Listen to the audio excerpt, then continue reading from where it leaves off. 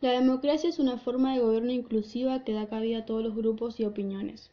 Por desgracia, la democracia se está viendo amenazada a nivel mundial. En 1916 asumió por primera vez un gobierno elegido por medio de la ley Sanz-Peña, Hipólito Yrigoyen. Él accedió al manejo político del Estado liberal, pero en forma plena, ya que la clase dominante mantuvo el control de la Cámara de Senadores, el Poder Judicial y provincias donde el fraude se mantenía. Por eso, la hegemonía de los conservadores seguía vigente, además de que el modelo económico seguía siendo el mismo y no se habían afectado los intereses de la élite. El Estado resolvió utilizar las intervenciones provinciales para desplazar a los dirigentes conservadores e incorporar a miembros de su partido al frente de la provincia.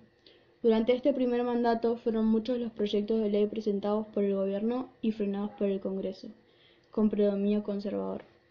Durante el gobierno de Alvear se produce una importante división dentro del Partido Radical, entre los personalistas y los antipersonalistas. En 1928 el gobierno de Alvear llega a su fin y vuelve al poder Yrigoyen.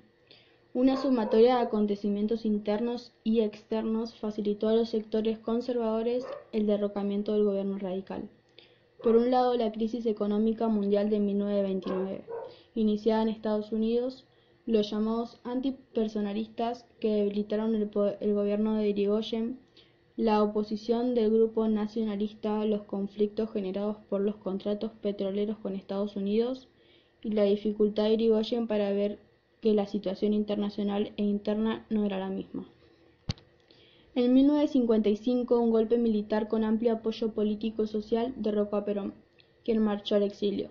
Lonardi, militar de corte nacionalista y católico, organizó un nuevo golpe de comando que puso al ejército, representado por Pedro Eugenio Aramburu, y a la marina, representada por Isaac Rojas, a la cabeza de un gobierno, cuyo objetivo medular era eliminar el peronismo de la vida nacional y apuntando fuertemente al movimiento obrero.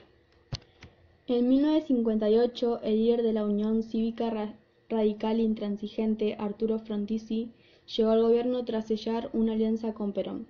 Sin embargo, su política desarrollista, llevada a cabo mediante la contratación de empresas extranjeras para la extracción de petróleo y la gestión de un crédito del FMI, condicionado a la implementación de medidas liberales, no tardaron en granjearle la hostilidad al peronismo.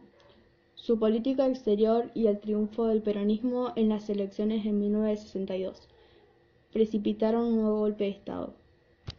Las elecciones presidenciales de 1963, con proscripción al peronismo, llevaron a la presidencia de Arturo Illia de la Unión Cívica Radical del Pueblo.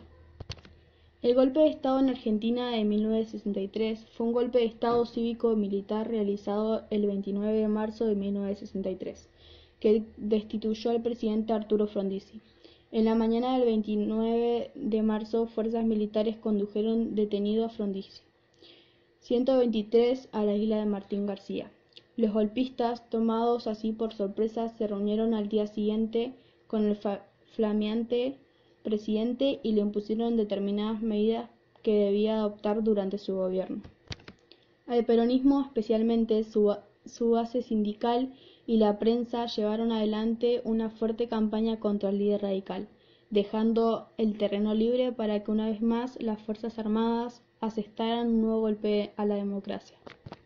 En marzo de 1971 asumió Alejandro Agustín Lanusse, quien propugnó una política conciliatoria a través del GAN, permitiendo el regreso de Juan Domingo Perón y convocando a elecciones nacionales sin proscripciones para el peronismo.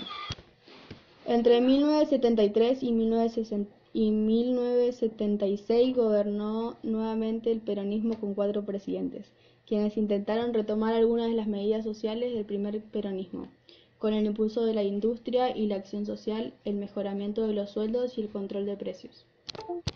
Aunque insuficiente para algunos organismos, la política de derechos humanos de Alfonsín fue severamente atacada por amplios sectores militares que produjeron el movimiento Cara Pintada, los retrocesos hacia las leyes de obediencia debida y punto final, y el punto intento guerrillero que culminó a la masacre de la Tablada, con el creciente poderío de los grupos financieros y un mecanismo de endeudamiento externo incontrolable.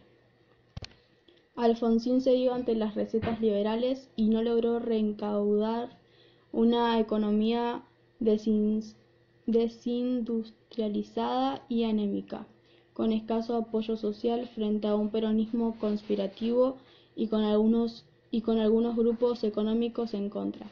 La hiperinflación obligó a Alfonsín a renunciar antes de tiempo.